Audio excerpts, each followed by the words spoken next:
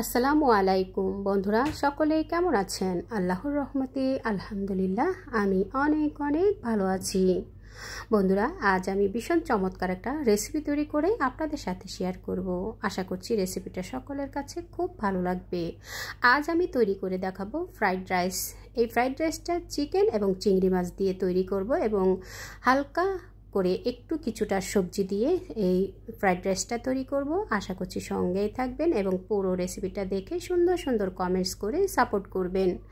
বন্ধুরা, ফ্রাইড রাইসটা তৈরি করার জন্য আমি চুলাতে একটা প্যান বসিয়ে দিয়ে প্যানে আমি দিয়ে দিলাম কিছুটা পানি, আর এখানে আমি হাফ কেজি সুগন্ধি চাল, পোলাওর চাল 10 থেকে 15 মিনিট আগে ভিজিয়ে রেখে, খুব ভালো করে ধুয়ে নিয়ে ভিজিয়ে রেখে আমি সেদ্ধ করে নিচ্ছি। 80% সেদ্ধ হওয়া পর্যন্ত চালটাকে আমি সেদ্ধ করে নেব। আমি সুগন্ধি চাল দিয়ে করছি, আপনারা চাইলে বাসমতি চাল দিয়ে এই ফ্রাইড রাইসটা তৈরি করতে পারেন, অথবা রেগুলার ভাত রান্নার চাল দিয়েও কিন্তু এই ফ্রাইড রাইসটা তৈরি করতে পারেন।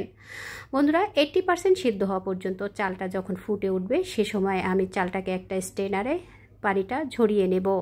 পানিটা ঝরিয়ে নিয়ে এরপর আমি ফ্যানের বাতাসে ছড়িয়ে রাখবো কিছুক্ষণ। এতে করে চালটা খুব সুন্দর ঝরঝরে হয়ে যাবে এবং ওভারকুক হবে না। তো বন্ধুরা, আমি এখন চেক করে দেখেছি আমার সেদ্ধ করা চালটা 80% সেদ্ধ হয়ে গেছে। এখন আমি পানিটা ঝরিয়ে ফ্যানের বাতাসে রেখে দেব। এই ফাঁকে আমি 3টা ডিম ভেঙে নিয়ে এভাবে করে 3টা ডিম আমি ঝুরি করে ভেজে নেব। বন্ধুরা, আমি একসাথে 3টা ডিম ফেটিয়ে নিয়েছি কিছুটা লবণ দিয়ে। এখন আমি একটা প্যানে দিয়ে ডিমটাকে দিয়ে এভাবে করে ঝুরি করে ভেজে রেখে দেব। এই ডিমের ঝুরিটা আমার পরবর্তীতে ফ্রাইড রাইস রান্না করার ক্ষেত্রে কাজে আসবে, আমি তাই আগের থেকেই রেডি করে রেখে দিচ্ছি। ডিমটাকে খুব সুন্দরভাবে এভাবে করে একটু ঝুরি করে আগের থেকে ভেজে রেখে দিলে যখন আমাদের ফ্রাইড রাইসটা হয়ে যাবে, ফ্রাইড রাইসে আমি এই ডিমটাকে মিক্স করে দেব। বন্ধুরা, আপনারা চাইলে স্কিপ করতে পারেন, তবে এই ডিমের ঝুরিটা দিলে ফ্রাইড রাইসের স্বাদটা অনেক গুণ বেড়ে যায়। এখন আমি চুলায় একটা প্যান বসিয়ে দিলাম। প্যানে আমি এখানে দিয়ে দেব পর্যাপ্ত পরিমাণে তেল দিয়ে দেব। আমি এখানে সয়াবিন তেল দিয়ে ফ্রাইড রাইসটা রান্না করব, আপনারা চাইলে ঘি দিয়ে করতে পারেন। একটা চিকেনের বুকের 2টা অংশ আমি এভাবে ছোট করে হাড় ছাড়া শুধু সলিড মাংসটা নিয়েছি, হাড়টা আমি আলাদা করে সরিয়ে রেখেছি। তো চিকেনগুলো ছোট টুকরা করে কেটে নিয়েছি। আমি এইটুকু ছোট করে কেটে নিয়েছি, আপনারা আপনাদের পছন্দ মতো সাইজ করে চিকেনের টুকরোগুলো কেটে নিতে পারেন। হাড় ছাড়া শুধু সলিড মাংসটাকে আমি কেটে নিয়ে ধুয়ে খুব ভালো করে পরিষ্কার করে পানিটা ঝরিয়ে নিয়ে এখন আমি তেলে চিকেনটাকে কিছুক্ষণ ভেজে নেব। বন্ধুরা, চিকেনটাকে কিছুক্ষণ ভেজে নিয়ে এরপর আমি পরবর্তীতে মশলাগুলো অ্যাড করব। আমি আগের থেকেই লবণ বা অন্যান্য মশলাগুলো অ্যাড করব না। এভাবে করে চিকেনটাকে একটু ভেজে নিলে চিকেনের থেকে পানি বের হবে না, সুন্দরভাবে চিকেনটা ভাজা হবে। সাথে এখন আমি দিয়ে দেব এখানে গরম মশলা। আমি এখানে দারচিনি দিয়ে দিলাম 3 টুকরা, এলাচ দিয়ে দিলাম 6-7টা, এবং এখানে দিয়ে দেব আমি গোলমরিচ এবং লবঙ্গ মিক্স করে আমি 1 চা চামচের মতো দিয়েছি। দিয়ে এখন আমি চিকেনের সাথে মশলাগুলোকে একটু ভেজে নেব। এতে করে মশলা থেকে খুব সুন্দর একটা ফ্লেভার বের হবে এবং চিকেনগুলোর ভিতরে মশলার ফ্লেভারটা ঢুকে যাবে। বন্ধুরা, আপনারা নিশ্চয়ই খেয়াল করেছেন এখানে কিন্তু আমি লবণ ব্যবহার করিনি এখনও। আমি পরবর্তীতে লবণটা ব্যবহার করব। আগের থেকেই লবণটা ব্যবহার করলে চিকেনের থেকে পানি বেরিয়ে যাবে, তখন কিন্তু চিকেনটা সুন্দরভাবে ভাজা যাবে না। এখন আমি দিয়ে দিলাম এখানে চিংড়ি মাছ। আমি এখানে 250 গ্রামের থেকেও কিছুটা বেশি চিংড়ি মাছ দিয়েছি। আমি একটু মাঝারি সাইজের চিংড়ি মাছটা ব্যবহার করছি। আপনারা আপনাদের পছন্দ মতো যে কোনো সাইজের চিংড়ি মাছ দিয়ে এই ফ্রাইড রাইসটা তৈরি করতে পারেন। চাইলে আপনারা চিংড়ি মাছটা স্কিপও করতে পারেন, তবে চিংড়ি মাছটা দিয়ে ফ্রাইড রাইসটা রান্না করলে খেতে ভীষণ টেস্টি হয়। আদা রসুনের পেস্ট দিয়ে দিলাম 1.5 টেবিল চামচ দিয়ে এখন আদা রসুনের পেস্টটাকেও চিংড়ি এই মাছ এবং চিকেনের সাথে একটু ভেজে নেব। এতে করে আদা রসুনের যে কাঁচা গন্ধ থাকে সেই গন্ধটা দূর হয়ে যাবে। আমি এখন এই পর্যায়ে এসে লবণ দিয়ে দিচ্ছি। বন্ধুরা, টেস্ট অনুযায়ী লবণটা দিয়ে দিবেন। আমি টেস্ট অনুযায়ী লবণটা দিয়ে দিলাম এবং সাদা গোলমরিচের পাউডার দিয়ে দেব 1/2 চা চামচ দিয়ে এখন আমি চিংড়ি মাছ এবং চিকেনটাকে একটু ভেজে নেব। বন্ধুরা, আগের থেকে আমি লবণটা দেইনি। আপনারা যদি এই টিপসগুলো ফলো করে ফ্রাইড রাইসটা তৈরি করেন, আপনাদের ফ্রাইড রাইসটাও কিন্তু খেতে খুবই সুস্বাদু হবে। এখানে দুটো পেঁয়াজ কুচি করে দিয়ে দিলাম এবং লবণ দিয়ে দিলাম, দিয়ে খুব ভালো করে নেড়েচেড়ে হাই হিটে কিন্তু চিকেনগুলো এবং চিংড়ি মাছটাকে ভেজে নিতে হবে। চিংড়ি মাছটা কিন্তু খুব বেশিক্ষণ ভাজতে হয় না, অল্প ভাজলেই চলে। বেশিক্ষণ ভাজলে চিংড়ি মাছটা শক্ত হয়ে যাবে, যার কারণে আমি চিকেনটাকে আগের থেকে একটু ভেজে নিয়ে এরপর আমি চিংড়ি মাছটা অ্যাড করেছি। একটা গাজর কুচি দিয়ে দিলাম আমি। বন্ধুরা, আমি এখানে আমার ঘরে থাকা সবজি দিয়ে আজকের এই ফ্রাইড রাইসটা তৈরি করব।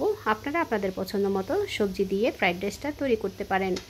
গাজর দিয়ে দিলাম একটা কুচি করে এবং আমি ফ্রোজেন করা ক্যাপসিকাম ব্যবহার করব। আপনারা চাইলে ফ্রেশ ক্যাপসিকাম ব্যবহার করতে পারেন, যেহেতু আজ আমি এই ফ্রাইড রাইসটা ঘরে থাকা উপকরণ দিয়েই কিন্তু তৈরি করছি। আমি সিজনে কিছু ক্যাপসিকাম কিনে যাতে নষ্ট না হয়ে যায় ডিপ ফ্রিজে সংরক্ষণ করি, সেই ডিপ ফ্রিজের ফ্রোজেন করা ক্যাপসিকামটা দিয়ে আজকের এই ফ্রাইড রাইসটা তৈরি করব। তো বন্ধুরা, গাজরটা দিয়ে চিংড়ি মাছ এবং চিকেনটাকে একটু ভেজে নিয়ে এরপর আমি দিয়ে দিলাম এখানে ক্যাপসিকাম। আমি এখানে 3 কালারের ক্যাপসিকাম দিয়েছি। আমি সিজনে ক্যাপসিকামটাকে খুব ভালো করে ধুয়ে নিয়ে এরপরে এরকম ছোট ছোট সাইজ করে কেটে ডিপ ফ্রিজে সংরক্ষণ করেছিলাম। সেখান থেকে আমি আমার প্রয়োজন অনুযায়ী এখানে দিয়ে দিলাম হাফ কাপের মতো ক্যাপসিকাম। আমি এখানে 3 কালারের ক্যাপসিকাম একসাথে করে টুকরো করে রেখে দিয়েছিলাম। তো কিছুক্ষণ ভেজে নিয়ে এরপর আমি এখানে দিয়ে দেব সেদ্ধ করে রাখা 80% সেদ্ধ করে রাখা রাইসটা আমি এখানে দিয়ে দেব। বন্ধুরা, রাইসটাকে আমি আগের থেকে সেদ্ধ করে নিয়ে ফ্যানের বাতাসে কিছুক্ষণ ছড়িয়ে রেখেছিলাম, এতে করে খুব সুন্দরভাবে রাইসটা ঝরঝরে হয়ে গেছে। এখন আমি আপনারা চাইলে আগের রাতে রাইসটাকে রান্না করে ফ্রিজে রেখে সেই ফ্রিজের রাইস দিয়েও কিন্তু ফ্রাইড রাইসটা তৈরি করতে পারেন, তাতে করে ফ্রাইড রাইসটা আরও অনেক বেশি ঝরঝরে হবে।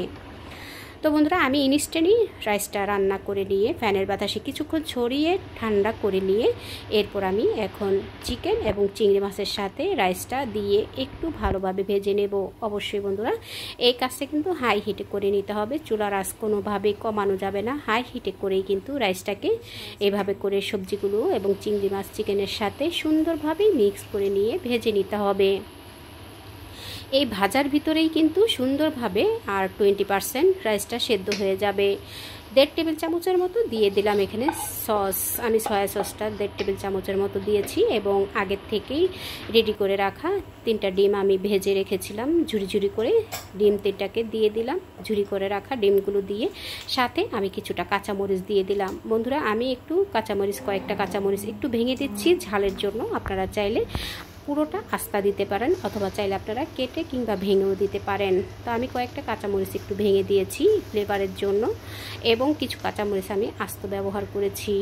এখন আমি খুব ভালো করে নেড়েচেড়ে মিক্স করে নিয়ে এরপর কিছুক্ষণ বসিয়ে রাখবো চুলাতে, এতে করে সুন্দরভাবে 20%ও কিন্তু আমার রাইসটা সেদ্ধ হয়ে যাবে। তো বন্ধুরা, অবশ্যই কিন্তু খেয়াল করে রাইসটাকে 80% সেদ্ধ করে নিয়ে যদি আমরা রাইসটা দিয়ে ফ্রাইড রাইস তৈরি করি তাহলে সেই ফ্রাইড রাইসটা কিন্তু অনেক সুন্দর ঝরঝরে হবে। তো বন্ধুরা, দেখুন সুন্দরভাবে তৈরি হয়ে গেল আমার চিকেন চিংড়ি মাছ দিয়ে ফ্রাইড রাইস। বন্ধুরা, আমার এই রেসিপিটা আপনাদের কাছে কেমন লাগলো কমেন্টস করে জানাবেন। যারা এতক্ষণ ধৈর্য ধরে আমার রেসিপিটা দেখেছেন, প্লিজ বন্ধুরা একটা লাইক দিতে ভুলে গিয়ে থাকলে লাইক দিয়ে রেসিপিটা কন্টিনিউ করে নেবেন এবং আমার এই রেসিপিটা কেমন হলো কমেন্টস করে জানাবেন। আপনাদের লাইকস এবং কমেন্টস আমার নতুন নতুন রেসিপি তৈরি করতে অনেক উৎসাহ দেয়। বন্ধুরা, রেসিপিটা ভালো লাগলে ট্রাই করলে একবার হলো ট্রাই করবেন এবং ট্রাই করলে কেমন হলো কমেন্টস করে জানাবেন। আপনাদের লাইকস এবং কমেন্টস আমার নতুন নতুন রেসিপি তৈরি করতে অনেক উৎসাহ দেয়। দেখা হবে পরবর্তী কোনো রেসিপির সঙ্গে। সেই পর্যন্ত সকলের সুস্থতা কামনা করছি। ভালো থাকবেন, সুস্থ থাকবেন, নিরাপদে থাকবেন। আমার ও আমার পরিবারের জন্য দোয়া করবেন। শেষ পর্যন্ত রেসিপিটা দেখার জন্য সবাইকে অসংখ্য ধন্যবাদ জানাই। দেখা হবে পরবর্তী কোনো রেসিপির সঙ্গে। সেই পর্যন্ত সকলের সুস্বাস্থ্য কামনা করছি। নতুন রেসিপি দেখার জন্য সবাইকে আমন্ত্রণ রইল। আল্লাহ হাফেজ।